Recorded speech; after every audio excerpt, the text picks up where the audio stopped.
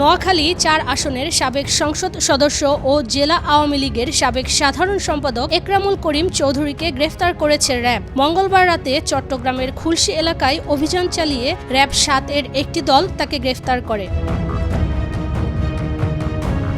এ সময় তার কাছ থেকে বিপুল পরিমাণ দেশি বিদেশি মুদ্রা উদ্ধার করা হয়। উদ্ধার হওয়া মুদ্রার মধ্যে রয়েছে ১০ লাখ টাকা, ১৬,২০০ মার্কিন ডলার এবং ২,১২৪ সিঙ্গাপুরি ডলার।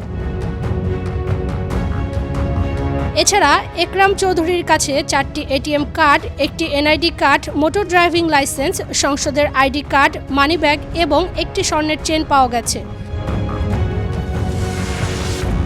র্যাব সদর দপ্তর জানিয়েছে, নোয়াখালী ৪ আসনের সাবেক সংসদ সদস্য ও জেলা আওয়ামী লীগের সাবেক সাধারণ সম্পাদক একরামুল করিম চৌধুরীকে চট্টগ্রামের খুলশী থেকে গ্রেফতার করা হয়েছে। গত ৫ আগস্ট আওয়ামী লীগ সরকার ক্ষমতাচ্যুত হওয়ার পর তার বিরুদ্ধে একাধিক মামলা হয়েছে। সে মামলায় তাকে গ্রেফতার করা হয়েছে।